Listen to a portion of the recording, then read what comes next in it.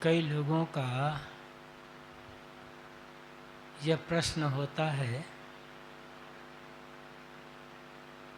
या कह सकते हैं, शिकायत होती है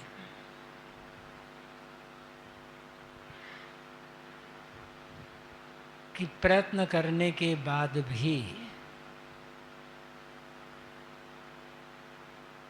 ध्यान क्यों नहीं लगता है, क्यों मन बार बार फिसल जाता है, भाग जाता है।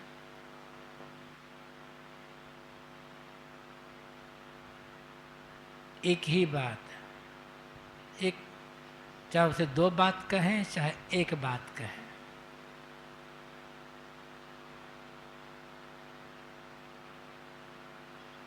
वैराग्य और अभ्यास की कमी।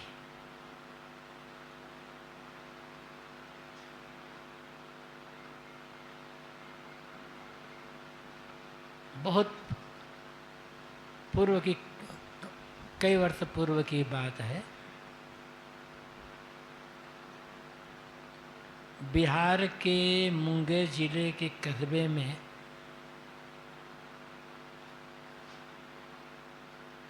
गुरुदेव जी का कार्यक्रम था।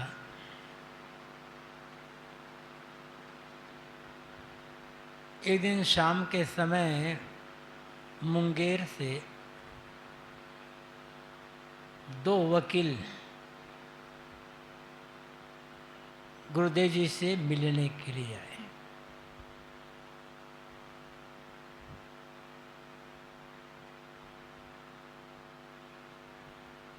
उन दोनों ने गुरुदेव जी से कहा कि महाराज जी, हम लोग आपके परोक्ष शिष्य हैं।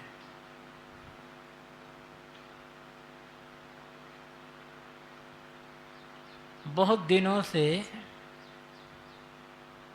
आपके प्रवचनों के कैसेट सुनते आ रहे हैं। तब कैसेट चलता था, एसीडी मेमोरी नहीं था, कैसेट सुनते आ रहे हैं।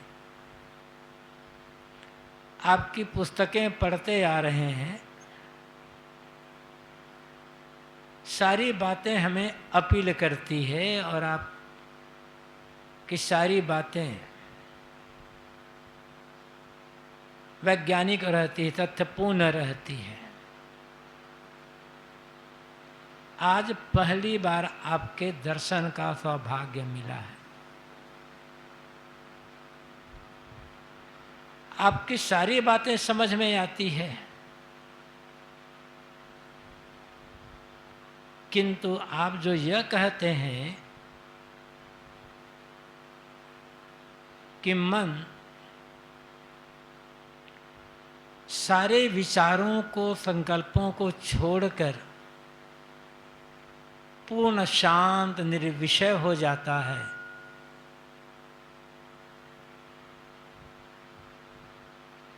यह अनुभव में नहीं आता है।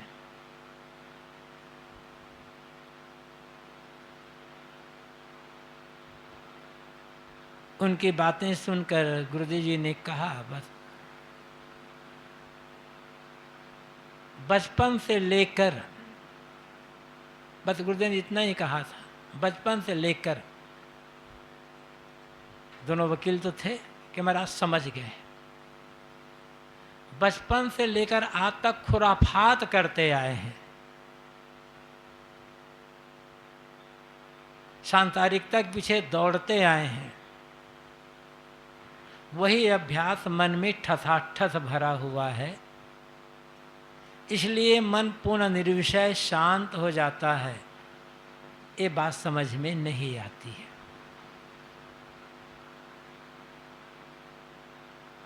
मन में एक समय में एक ही बात रहेगी और वही बात रहेगी जिसको हम ज़्यादा महत्वपूर्ण समझेंगे, जिसको अधिक महत्व देंगे, जिसका मूल्य ज़्यादा समझेंगे। भैया, अब सोचना यह है कि हमारी दृष्टि में सर्वाधिक मूल्य किसका है?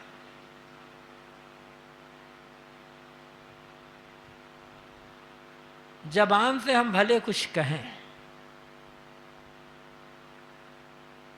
लेकिन हमारी दृष्टि में सर्वाधिक मूल्य उसी का है जो मन से हटता नहीं है। यदि उसका मूल्य घट जाए, वह मूल्यहीन समझने में आ जाए, तो कोई कारण नहीं है कि वह बात हमारे मन में स्थायी रूप से जमी की जमी रह जाए। अभी मूल्य सांसारिकता का है, राग रंग का है, देह का है, देह संबंधी प्राणी पदार्थों का, यही सांसारिकता है। अभी हमारे मन में मूल्य ध्यान साधना का नहीं है, आत्मकल्याण का, आत्म शांति का नहीं है, और अभ्यास की कमी है।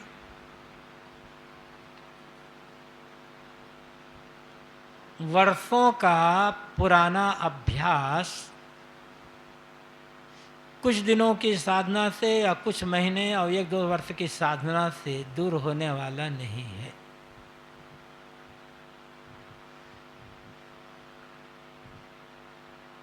बीस साल, 30 साल, 40 साल तक मन को बिगाड़ते आए हैं, और 20 साल से मन बिगाड़े, 20 महीना का समय हम कहाँ दे पाते हैं?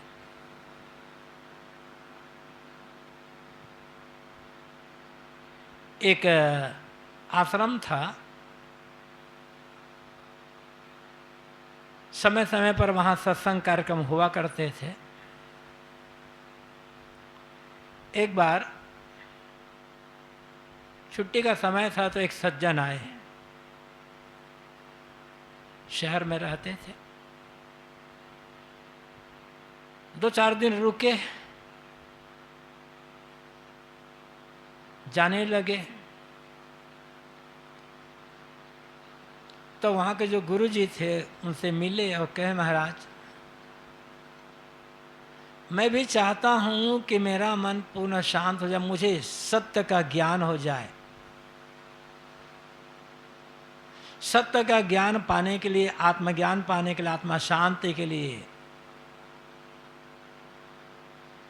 मुझे क्या करना चाहिए? मुझे भी कुछ बताइए।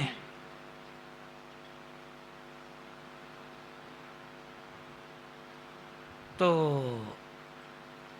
महाराज जी ने कहा, तुम्हें भी सत्य का ज्ञान हो सकता है, आत्मज्ञान हो सकता है, आत्म शांति का अनुभव हो सकता है। कम से कम 6-8 साल का समय तो देना पड़ेगा, इतने ज़्यादा समर्पित होकर के। कहा, महाराज जी इतना समय तो मैं नहीं दे सकता।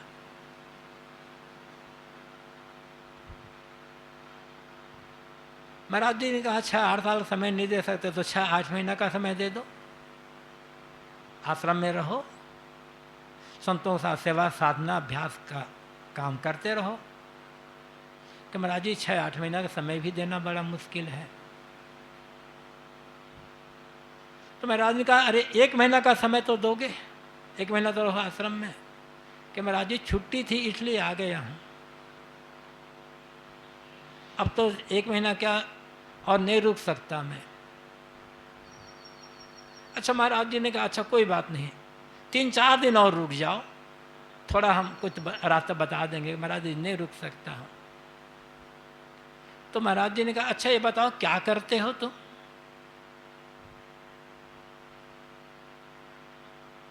क्या? महाराज जी वकील हूँ मैं,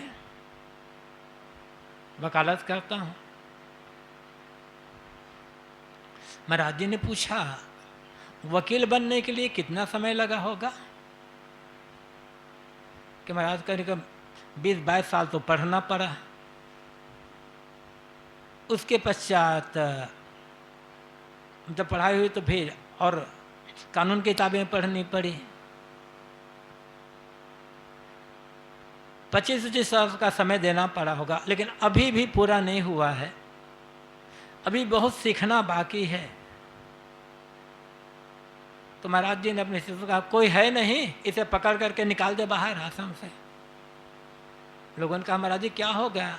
ये आदमी झूठ को सच बनाने में 30 साल का समय लगाया है, और सच को समझने में इनके पास 3 दिन का समय नहीं है। तो हमने क्या किया है? मन को बिगाड़ने में कितना समय लगाया है, अपना अपना सोचें। मन को बिगाड़ने के लिए, मन को चंचल बनाने के लिए कितना समय हमने लगाया? जितना समय लगाया है मन को बिगाड़ने के लिए, क्या उसका 1/4 समय मन को सुधारने के लिए हम देने को तैयार हैं? अपने से पूछना होगा, किसी को बताने की आवश्यकता नहीं है। और मन को सुधारना चाहिए, मन को सही दिशा में लगाना चाहिए। क्या ये बात दृढ़ता से हमारे मन में बैठी हुई है? जीवन का एकमात्र उद्देश्य मानसिक शांति, मन के क्लेश से बचना है। मानसिक शांति प्राप्ति, मन के क्लेश से बचना है। तो उसके लिए हम क्या कर रहे हैं? जीवन निर्वाह के धंधे हैं, वो मजबूरी है, किंतु मजबूरी को मजबूरी ही रहने देना है, उद्देश्य नहीं बनाना है। खेती, किसानी, नौकरी, व्यापार, मेहनत, मजदूरी और भी कुछ भी जीवन निर्वाह के जितने भी धंधे हैं, ये मजबूरी है, किंतु हमने इनको उद्देश्य बना लिया। जीवन पर्यंत संयम से नहीं रह पाए, विवाह शादी किए, बाल बच्चे पैदा हुए, तो बाल बच्चों को लिखाना, पढ़ाना, योग्य बनाना आपका कर्तव्य है, उद्देश्य नहीं है, जीवन का लक्ष्य नहीं है। जैसे आपके माता पिता ने आपको लिखाया, पढ़ाया, योग्य बनाया, वैसे आपका कर्तव्य है कि आप अपने बाल बच्चों को लिखा पढ़ा दें, उन्हें एक रास्ता बता दें, किंतु वो कर्तव्य है, आपका उद्देश्य नहीं है। रात दिन उसी के लिए बारे में सोचते रहना, उसी के पीछे डूबे रहना, ये उद्देश्य नहीं है। ये उद्देश्य दूसरा है। और गुरुदेव जी कहा करते थे, मानव जीवन का उद्देश्य निर्धारित नहीं करना है, पूर्व से निर्धारित है, और वह है आत्मशांति, आत्मकल्याण, अपने आप को सारे बंधन छोड़ाकर पूर्ण निर्बंध हो जाना।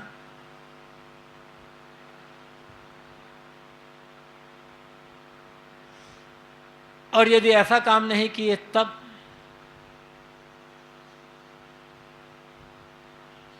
तो सुंदर जो जीवन मिला, इसे व्यर्थ में हमने खो दिया।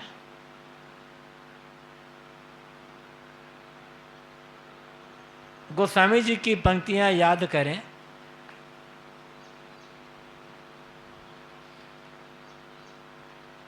यही तन का फल विषय न भाई, स्वर्ग स्वल्प अंत दुखदाई।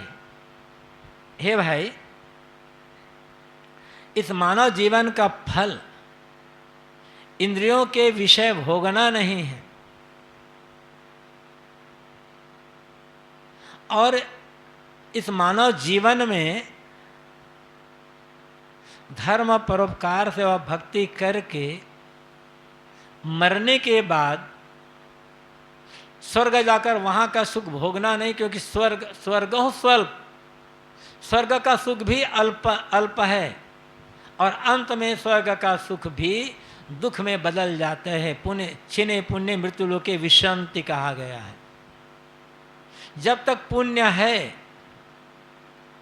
पुण्य की पूंजी है, तब तक आप स्वर्ग में रह सकते हो। और जैसे पुण्य की पूंजी खत्म हुई, अब वहां से ढकेल दिए जाओगे, फिर वही दुख में पड़ना होगा। पहली बात तो स्वर्ग काल्पनिक है। आकाश पाताल में कहीं ऐसा कोई स्वर्ग है ही नहीं। कल्पना से गढ़ लिया गया, एक लोभ दिया गया है लोगों को, लोभ दिखाया गया है धर्म के मार्ग पर चलने के लिए, सेवा परोपकार का काम करने के लिए। मनुष्य के मन में स्वाभाविक रूप से स्वार्थ की प्रवृत्ति है। अधिक से अधिक मेरा स्वार्थ पूरा हो और अधिक से अधिक मैं भोग सकूं, दुनिया का आनंद ले सकूं। हर मनुष्य के मन में कम ज़्यादा ये भाव भरा हुआ है। वह अपने बारे में ही सोचता है, दूसरों के बारे में नहीं सोचता। और जो आदमी रात दिन अपने बारे में सोचता रहेगा, अपने सुख, अपने स्वार्थ, अपनी इंद्रिय विषय की पूर्ति, अपनी इच्छाओं की पूर्ति के बारे में सोचता रहेगा, जिसको जो लक्ष्य ये बना लेगा, वह कौन सा गलत काम ना कर ले, कोई ठिकाना नहीं है।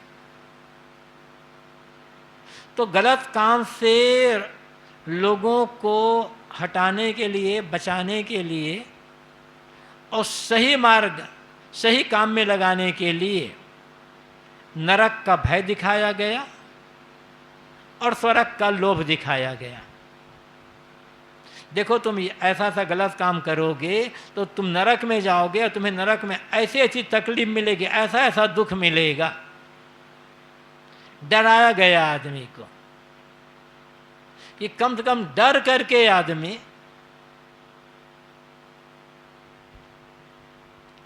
गलत काम करना छोड़ दे।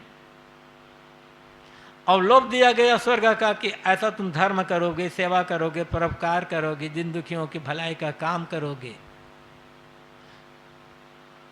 तो तुम्हारे पुण्य की वृद्धि होगी और जो तुम आज करोगे उसका 100 गुना तुम्हें ज़्यादा तुम्हें स्वर्ग में मिलेगा। एक लोभ दिखाया गया। और यदि चलो मान लो इस लोभ के कारण ही मरने के बाद स्वर्ग पाने के लिए आदमी यदि कोई धर्म परमार्थ का काम करे तो भी अच्छा है।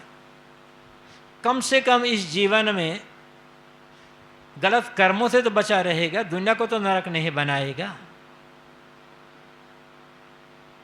लेकिन अंत में वहां भी संतोष नहीं होगा। दुनिया के जो माने गए सुख हैं वो है क्या? यहाँ के सुखों को बढ़ा चढ़ा करके कहना। जो जो चीज़ें हम नहीं चाहते दुनिया में, उन चीज़ों को स्वर्ग से हटा दिया गया। आदमी रोग नहीं चाहता तो कह दिया गया स्वर्ग में जाने वाला कभी रोगी नहीं होता, सदैव स्वस्थ ही रहता है। दुनिया में आदमी सदैव जवान रहना चाहता, बूढ़ा नहीं होना चाहता, लेकिन जवानी रहती नहीं है, बुढ़ापा आता ही है। तो स्वर्ग में कहा गया कि वहाँ सदैव जवानी रहेगी। इस दुनिया में धरती पर भोगों को भोगते भोगते इंद्रियां शिथिल हो जाती हैं, शक्ति क्षय हो जाता है। तो कहा गया वहाँ कितना भी भोगों को भोगो, तुम्हारी इंद्रियां वैसे वैसे बलवान बनी रहेगी। एक अतिशयोक्ति कथन, अब वो है भी जैसे यहाँ का वैसे वहाँ का। एक तो काल्पनिक, और मान लो है तो भी साहब कहते हैं वहाँ से, या विचारक कहते हैं वहाँ से तुम्हें एक दिन गिरा दिया जाएगा, ढकेल दिया जाएगा, जब तुम्हारा पुण्य खत्म हो जाएगा तब, और अंत में फिर वही दुख आ जाएगा।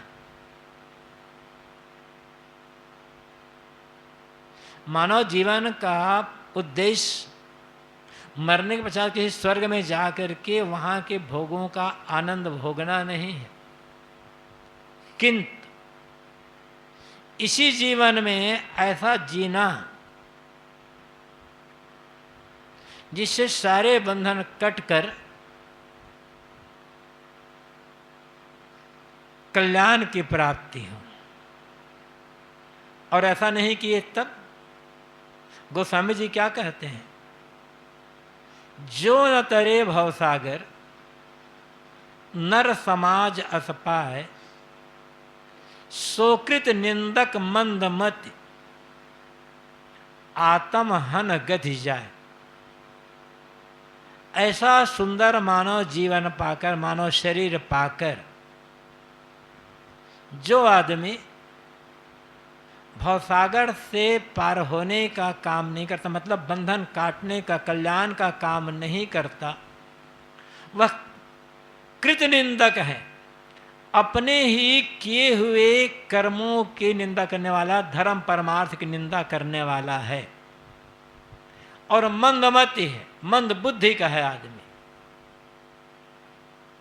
आगे क्या है कहते गोस्वामी जी, आत्महत्या, वो आदमी आत्महत्यारा है। यदि मानव जीवन पाकर सेवा भक्ति के रास्ते पर चलकर आत्मकल्याण का काम नहीं किए तो मानो आत्महत्या का काम कर रहे हैं। हम सब आत्महत्यारे हैं गोस्वामी जी के अनुसार से। और कोई हमें कह दे तुम आत्महत्या क्यों कर रहे हो तो हमें अच्छा नहीं लगेगा, लेकिन कर क्या रहे हैं इस सोचने की बात है। इसलिए मैंने कहा था कि किसका मूल्य अधिक देते हैं, जिसका मूल्य अधिक समझ में आएगा वही हमारे मन में रहेगा। संसार का मूल्य समझ में आएगा तो संसार मन में रहेगा, ध्यान साधना का मूल्य समझ में आएगा, आत्मकल्याण का मूल्य समझ में आएगा तो वही मन में रहेगा। रखना किसको चाहते हैं, खुद निर्णय कर ले। और यदि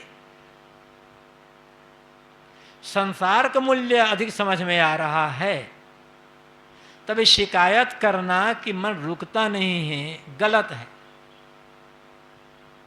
एक तो संसार ही स्थिर नहीं है, चल विचल है, परिवर्तनशील। अब परिवर्तनशील संसार में मन जोड़ करके मन को शांत रखने का काम करना संभव ही नहीं है। संसार है बाहर, तो बाहर के संसार को बाहर ही रहने दें, बाहर के संसार को भीतर न लाने दें। ये बाहर का संसार नहीं बांधता है हमको। पेड़ पौधे, नदी नाले, मकान दुकान, रुपये पैसे, ये सब संसार हैं।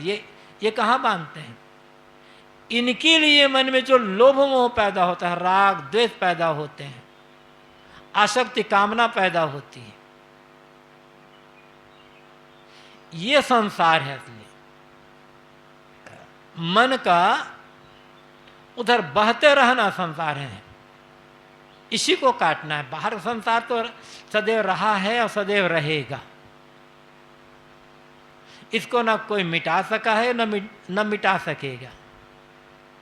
और बाहर का संसार रहने में हमारे कल्याण में कोई बाधा भी नहीं है।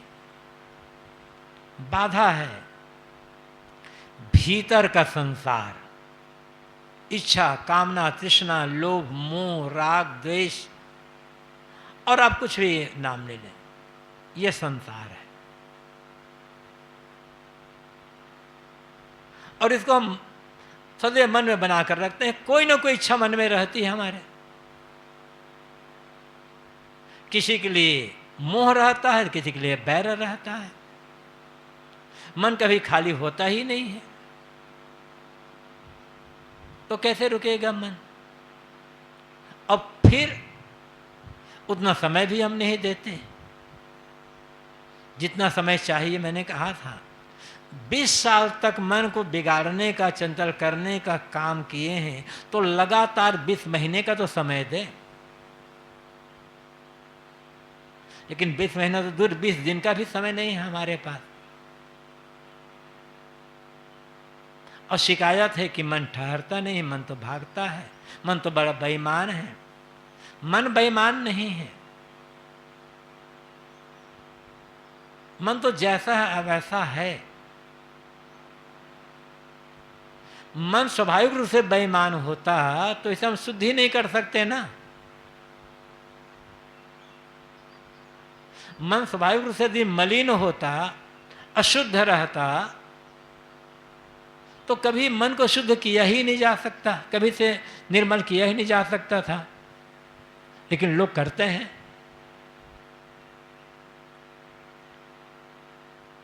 मन को बेईमान या अशुद्ध कहें, मलिन कहें, शैतान कहें, हमने बनाया है। जिसका जिसका मूल्य समझ में आता है, मन वही वहीं लग जाता है।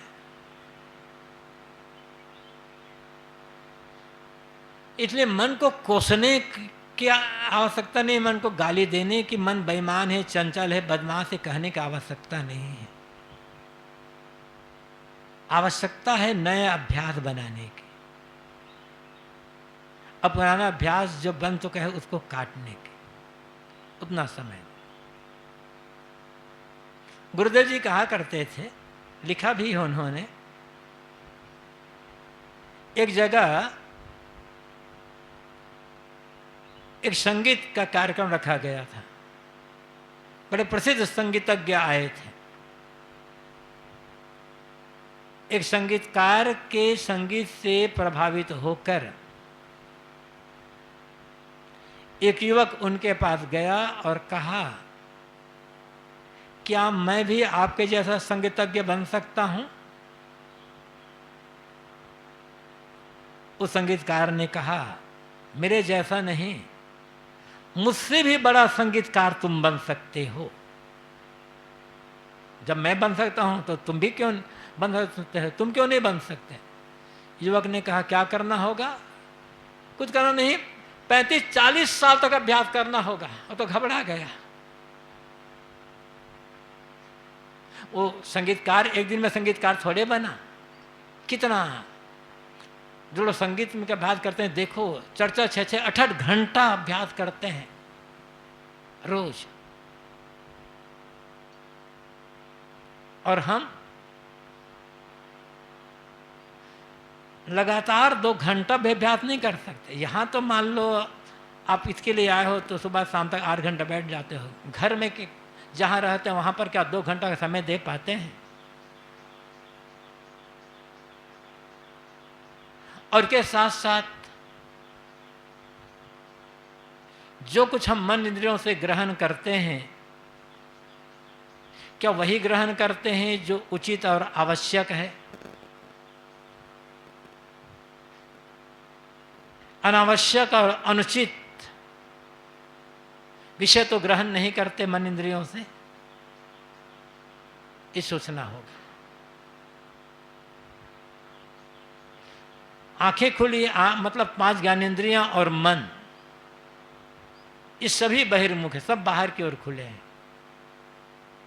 इनसे कोई ना कोई विषय ग्रहण होता रहता है, कोई ना कोई विषय इंद्रियों के सामने बने रहते हैं।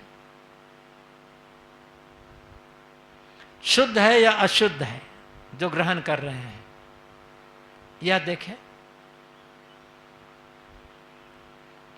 अशुद्ध विषयों का ग्रहण करते रहेंगे तो कभी मन की चंचलता दूर नहीं होगी, मन शांत नहीं होगा।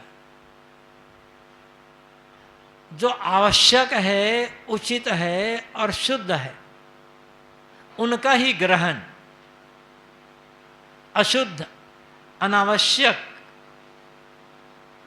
अनुचित है, उनका त्याग, उनसे उपेक्षा, उनकी वहां से लापरवाही ये करना होगा। इसी के लिए छांदोग्योपनिषद में नारद को आत्मज्ञान को उपदेश देते हुए सनत कुमार ने कहा है, आहार शुद्ध सत्व शुद्धि, सत्व शुद्ध ध्रुवा स्मृति, स्मृति लंबे सर्वग्रंथि नाम विप्रमोक्ष। आहार के शुद्ध हो जाने पर सत्व, अंतःकरण, मन शुद्ध होता है, चाहे अंतःकरण का हो चाहे मन का हो। और अंतःकरण मन के शुद्ध हो जाने पर स्मृतियां दृढ़ होती है, एक रस रहती है, जो सोचना चाहिए वही बात मन में रहती है।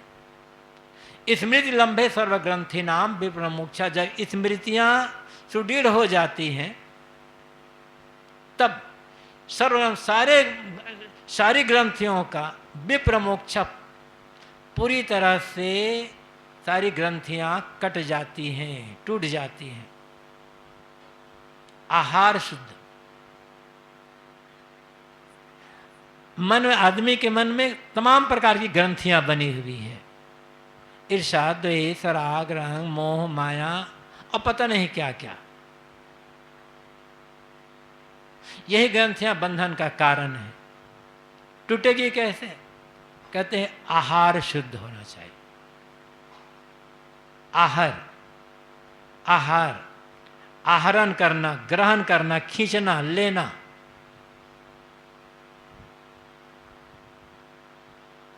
मन, आंख, नाक, कान, जीव, त्वचा, इन छहों से हम जो कुछ ग्रहण करते हैं सब का सब आहार है। जो हम मुख से खाते हैं मात्र वही आहार नहीं है, वह तो मुख का आहार है। अब पहले यहीं से शुरू कर लें, क्या हम वही खाते हैं जो शरीर के लिए आवश्यक है, उचित है और हितकर है? जिह्वा स्वाद में पड़कर अनावश्यक चीजें तो नहीं खाते हैं।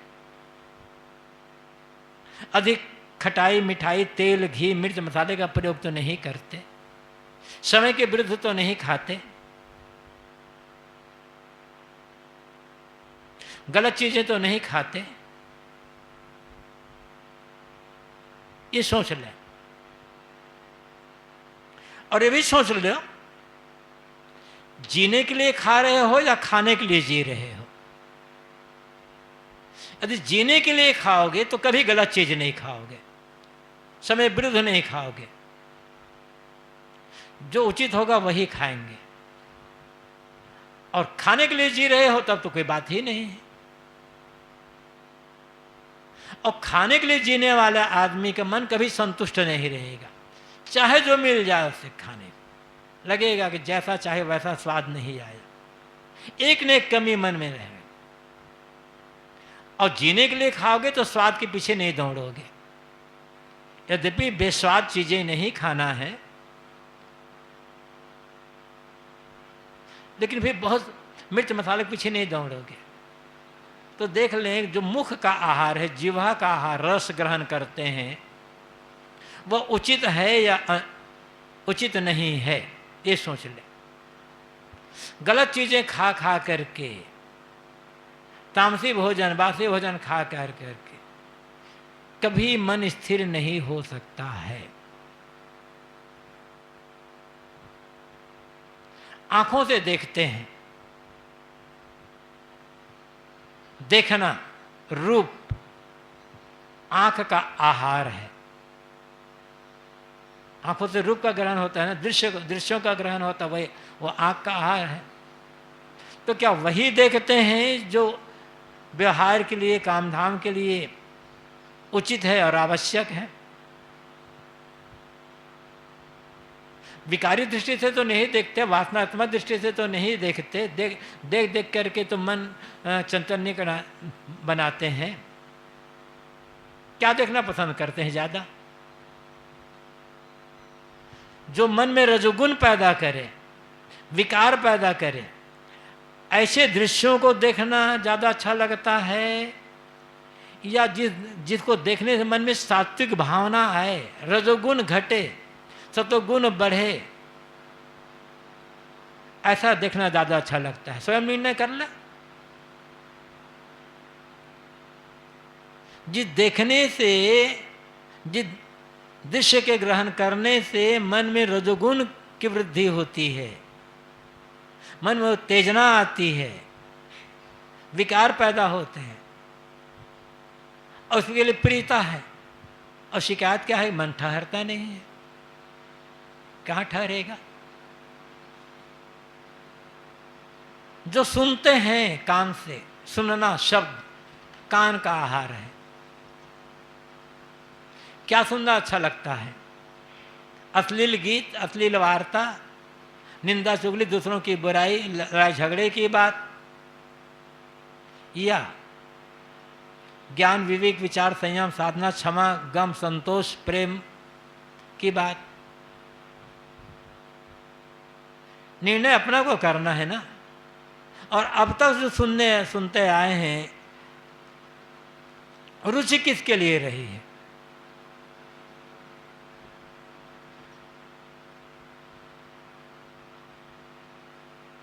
कोई आदमी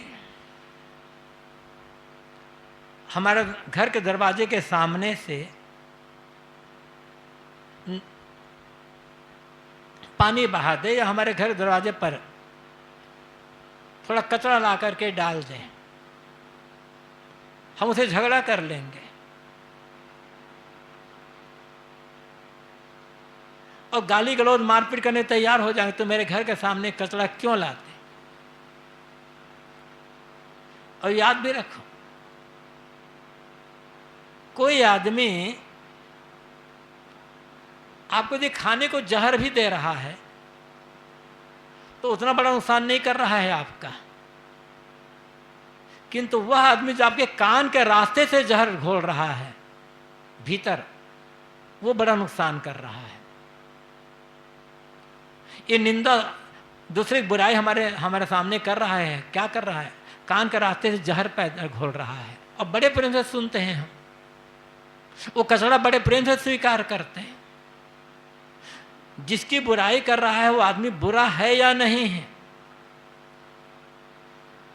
हमें मालूम नहीं है, लेकिन निंदा करने वाले, बुराई करने वाली बात सुन सुन करके उस आदमी के लिए हम मन में बुरी भावना पैदा कर लेते हैं, बुरे विचार पैदा कर लेते हैं, और मिलते हैं तो वही निंदा बात हमारी, आदमी तो ऐसा आदमी है।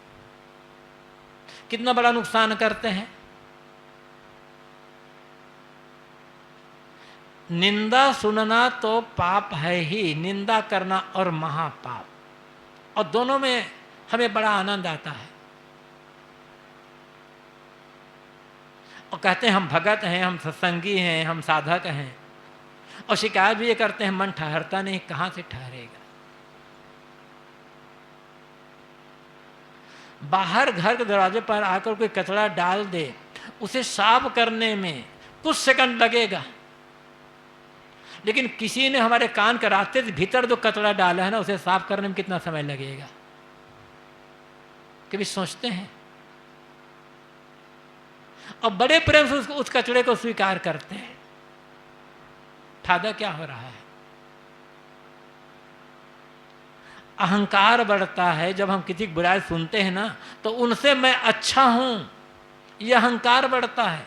अहंकार वृद्धि के लिए, अपने अहंकार के पोषण के लिए हमें दूसरे की बुराई सुनने में, निंदा सुनने में बड़ा आनंद आता है। वो छोटा, मैं बड़ा। जब अहंकार बढ़ गया है तो मन शांत कहाँ रहेगा? फिर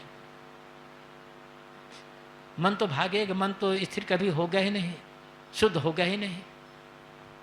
तो कान से जो आहार ग्रहण कर रहे हैं वो आहार शुद्ध है या नहीं है?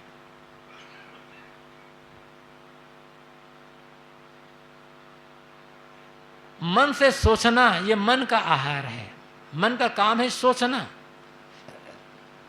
क्या सोच रहे हैं? जो सोच रहे हैं उचित है। कल मैंने कहा था ना, जो हम सोच रहे हैं यदि उसको फोटो लिया जा सकता तो क्या समाज में सिर उठाकर चल सकते? मुंह दिखाने के लायक ही नहीं रहते। जब देखो तब नकारात्मक, जब देखो तब नकारात्मक, जब देखो तब वासनात्मक विचार मन में। तो ये सब से अंतःकरण हमारा मलिन हो। हम जो कुछ आंख नाक कान दी त्वचा आदि से मन से जो कुछ ग्रहण करते हैं सबके संस्कार हमारे अंतःकरण में एकत्रित होते रहते हैं। अशुद्ध विषयों का ग्रहण होगा, संस्कार अशुद्ध होंगे। और जब संस्कार ही अशुद्ध है तो मन चंचल ही रहेगा और तो मलिन ही बना रहेगा। इसलिए उन्हीं विषयों का ग्रहण करें। इंद्रियों का जो भी आहार है मन इंद्रियों का शुद्ध हो, सात्विक हो, ताकि जो संस्कार अंतःकरण में एकत्र होते हैं वो शुद्ध है। आहार शुद्ध हो, सत्व शुद्धि। जब आहार शुद्ध हो जाएगा, देखना सुनना खाना पीना बोलना बरतना ये सब शुद्ध होंगे, तब अंतःकरण शुद्ध होगा। और सत्व शुद्ध हो, ध्रुव स्मृति। जब अंतःकरण शुद्ध हो जाएगा तब मन में जो बातें चलेगी वो शुद्ध बातें ही रहेगी। अभी है स्थिति कि हम तो अच्छी बातों को बस 2-4 मिनट में भूल जाते हैं और गलत बातों को इतनी मजबूती से पकड़ कर रखते हैं कि वर्षों नहीं भूल पाते। अशुद्ध अंतःकरण का लक्षण, अशुद्ध मन का लक्षण। कोई हमें ही कह दे कि आपका मन अशुद्ध है, आपका मन गंदा मलिन है, सुनकर अच्छा नहीं लगेगा, अहंकार को ठेस लगेगी। शिष्टाचार वश मर्यादा वश भले हम क्रोध ना कर सकें, लेकिन मन में तो क्रोध आ ही जाएगा, मन तो दुखी हो ही जाएगा। क्योंकि मन गंदा है स्वीकार करना अहंकार को पसंद नहीं है, हमें पसंद नहीं है।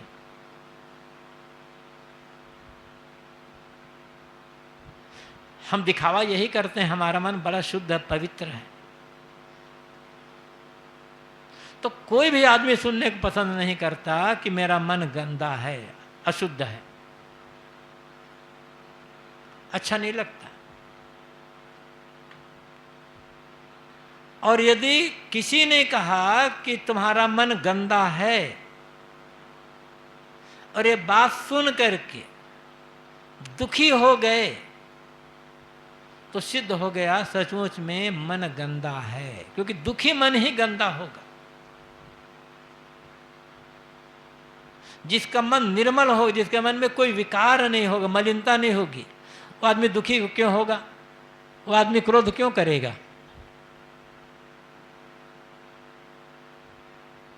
और यदि मन गंदा नहीं है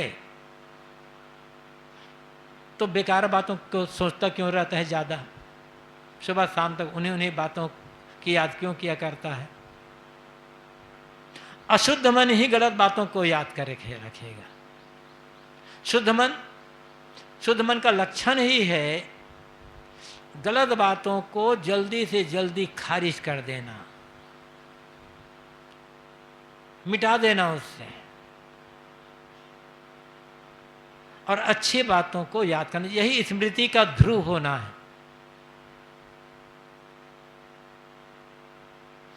कि मन में वही बातें रहे जो उचित है, आवश्यक है, कल्याण के लिए।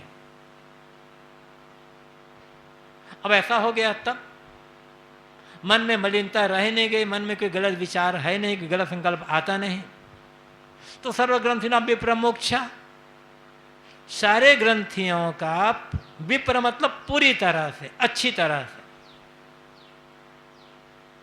मोक्ष कट जाना। सारी ग्रंथियां अच्छी तरह से, पूरी तरह से कट गई और मन में कोई ग्रंथि ही नहीं रह गई, तो इससे बड़ा सुख और क्या होगा? फिर इससे बड़ा आनंद क्या है? कंप्लेक्स फ्री माइंड, यही तो जीते जी स्वर्ग का, बैकुंठ का, मोक्ष का अनुभव करना है। अरे काम हमें ही करना होगा।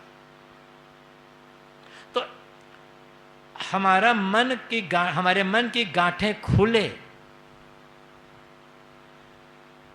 क्या हम इधर ध्यान देते हैं और क्या हम इसके लिए प्रयत्न करते हैं?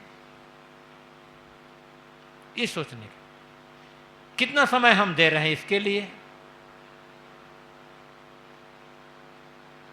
बिरले बिरले आदमी होगा जो इसके लिए घंटा 2 घंटे का समय देता होगा।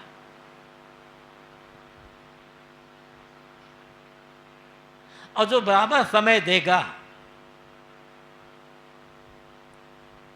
उसके मन की गांठें धीरे धीरे खुलती ही जाएगी। हमने बनाई है गांठों को, तो हम ही खोल सकते हैं, हमें ही खोलना होगा। विभिन्न मत पंथ संप्रदाय में जो नाम जप है, माला जप है, माला फेरना, मंत्र जप है, उसका उद्देश्य भी यही। एक सज्जन पूछ रहे थे कि क्या मंत्र जपने से, माला जप फेरने से पाप कटता है? अब कोई आदमी पाप भी करता जा रहा है, पाप पर पाप करता जा रहा है, और माला भी फेर रहा है, मंत्र भी जप रहा है, तो उसके पाप क्यों कटेंगे? उसके पाप और बढ़ेंगे। धोखा में पड़ा हुआ आदमी।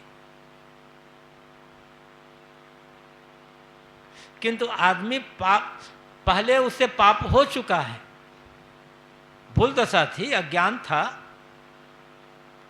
समझ नहीं थी, तो कई प्रकार के गलत काम कर लिए।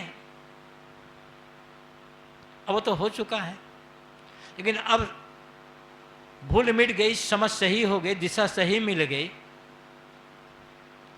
अब मान लो बहुत वैराग्य के मार्ग पर नहीं चल पाता है, तो 1 घंटा बैठकर वह माला फेर रहा है, एकाग्रता पूर्वक किसी मंत्र का, किसी नाम का जप कर रहा है, और उसी में उसका मन ठहरा हुआ है, एकाग्र है, तो उतने समय तक उसके मन में कोई नकारात्मकता नहीं आ गई, कोई विषय वासनात्मक बातें नहीं आ गई। पाप तो कटा है ना उतने समय तक, उसका उतने समय का तो सदुपयोग हुआ है। अब कोई हाथ में माला भी जप रहा है, अब मुख से राम राम भी कह रहा है, या कोई नाम जप रहा है, और अंदर अंदर कुछ और बातें भी सोच रहा है, तो पाप क्यों कटेगा? माला तो कर में फिरे, जीभ फिरे मुख माए, मनवा तो चौंधित फिरे, यह तो सिमरन है, साहब को कहना पड़ा। इसीलिए हाथ में माला फिर रही है और मुख में जीभ घूम रहा है, कोई किसी मंत्र, किसी नाम का जप कर रहा है, लेकिन मन तो सब तरफ घूम रहा है, तो ये सिमरन नहीं है। कोई भी नाम हो, कोई भी मंत्र हो, उसमें मन एकाग्र है बिल्कुल, उतने समय तक सांसारिकता, राग रंग की बात मन में नहीं रहेगी, तो वो पाप ही कटा है ना, नकारात्मकता नहीं रहेगी। तो बात यह है, क्या हम अपने लिए समय निकालते हैं?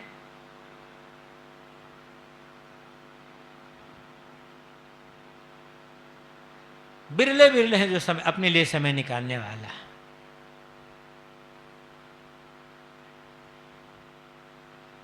और जो रोज समय निकालेगा, रोज काम करेगा, धीरे धीरे निश्चित है उसके मन की मलिनता, चंचलता, बहिर्मुखता दूर होती जाएगी। दृढ़ अभ्यास चाहिए, लगन, समर्पण चाहिए। बिना समर्पण के काम नहीं होगा। तीव्र लगन है, तीव्र लगन। श्री विशाल साहब ने कहा है,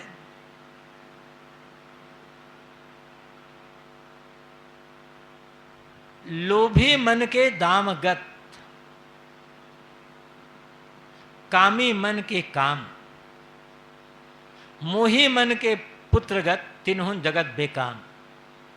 लोभी आदमी का मन पैसा पैसा पैसा, हमेशा पैसा में डूबा था। हम पैसा, उनका एक ही लगता पैसा। उसके बारे में जो अत्यंत लोभी आदमी है वो पैसे को छोड़ करके दूसरा कुछ और नहीं सोचता। उसके जीवन का लक्ष्य एन किन प्रकार पैसा मिले, चाहे जैसा हो। पैसे की बात करो, ऐसे की बात करो, वो खुश होकर के सुनेगा और दूसरी बात नहीं सुनेगा। और जिसके मन में कामना है, काम वासना है, उसे पराई स्त्रियों की बात सुनने में अच्छी लगेगी। बस वही जिससे काम भावना मन में प्रदीप्त हो, ऐसी बातें हैं, बस वही उनके जीवन का लक्ष्य है। उसके अलावा दूसरी बात उसे अच्छी नहीं लगेगी। और मोही आदमी को पुत्र परिवार बात अच्छी लगेगी। कामी को पैसे के अतिरिक्त अन्य बातें नहीं सुहाती है। जो कामी है उसे काम वासना के अतिरिक्त बातें प्रिय नहीं लगती। लोभी को पैसे के अतिरिक्त बातें प्रिय नहीं लगती। मोही को पुत्र परिवार के छोड़कर अन्य बातें प्रिय नहीं लगती। क्या हमें इसी प्रकार कल्याण की बातों को छोड़कर अन्य बातें प्रिय नहीं लगती हैं? यदि प्रिय लग रही है तो एक कामी के मन में जो दृढ़ संकल्प है उतना संकल्प हमारे पास नहीं है। एक लोभी के लिए पैसे में जो भाव है वो भाव हमारे पास कहाँ, वो समर्पण हमारे पास कहाँ है? और शिकायत क्या है फिर? मन तो रुकता नहीं है, मन तो ठहरता नहीं है। अपनी इस कमी को समझने की आवश्यकता है और फिर दृढ़ संकल्प के साथ नए अभ्यास बनाने में समर्पित भाव से जुड़ने की आवश्यकता है। फिर कोई कारण नहीं है कि मन शांत ना हो। गुरुदेव जी कहा करते थे कि दुनिया में एक ही वस्तु है जो हमारे बस में हो सकती है और उसको छोड़कर दूसरी कोई वस्तु हमारे बस में नहीं हो सकती और किसी पर हमारा अधिकार नहीं हो सकता। वो वस्तु कौन है? हमारा मन। हमारे मन पर हमारा अधिकार है। हमारा मन ही हमारे बस में हो सकता है। जो शरीर हमारा है, जिस शरीर को हम कहते हैं मेरा शरीर मैं, वो शरीर ही हमारे अधिकार में नहीं है। अधिकार में होता तो शरीर रोगी ना होता, बूढ़ा ना होता, कमजोर ना होता। कहाँ हम इसे रोक पा रहे हैं? तो जब शरीर अधिकार में नहीं है तो शरीर संबंधी प्राणी पदार्थ अधिकार में कैसे हो सकते हैं? हमारे शरीर पर बहुतों का अधिकार है किंतु हमारे मन पर केवल हमारा अधिकार। कैसे मन बनाकर रखना है? चंचल या सोवस? चंचल मन बनाकर रखना है तो उसके लिए कुछ करना नहीं, उसकी तो आदत है ही पुरानी। और स्वस्थ बनाकर रखना है, शांत संयत बनाकर रखना है, तब उसके लिए मेहनत की आवश्यकता पड़ेगी। और मेहनत से घबराएंगे तब कुछ नहीं होगा।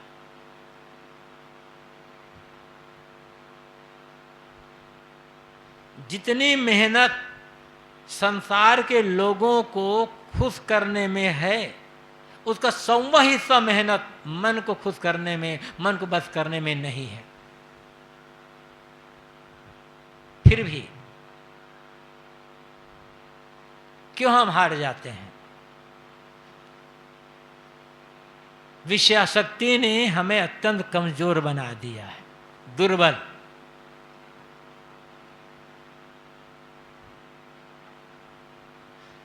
जब विषय शक्ति का त्याग हो जाएगा, विषय शक्ति का त्याग ही तो वैराग्य है। घर छोड़ना वैराग्य नहीं है। विषयों की जो आसक्ति है, इस आसक्ति का त्याग वैराग्य है। और इसके लिए ऐसे ग्रंथ, ऐसे साहित्य के बार बार अध्ययन मनन की आवश्यकता होगी, ऐसी संगति की आवश्यकता होगी। और हर किसी के लिए, चाहे वो साधु हो तो गृहस्थ हो तो, आखिर गृहस्थ भी तो दुख से मुक्ति चाहता है, अपने ढंग से उसे भी तो संयम की आवश्यकता है। गृहस्थ हो विरक्त हो, सब मनुष्य हैं, सबको मन की शांति अभीष्ट है। दुख की निवृत्ति और मन की शांति, यही अभीष्ट है। और ये दोनों आत्मज्ञान पूर्वक अभ्यास और वैराग्य से संभव है। जितना हम करेंगे उतनी सफलता मिलेगी। अब पूरा होकर देश समर्पित हो जाए तो पूरी सफलता इसमें मिल सकती है, इसमें कोई दो राय नहीं है। अहं शुद्ध चैतन्य ज्ञान स्वरूपम अजरहं अमरहं अखंडम अनूपम अहं शुद्ध चैतन्य ज्ञान स्वरूपम अजरहं अमरहं अखंडम अनूपम अहं शुद्ध चैतन्य ज्ञान स्वरूपम अजरहं अमरहं अखंडम अनूपम। समय तो पूरा हो गया है, फिर भी आप 5 मिनट और बैठें आँख बंद करके।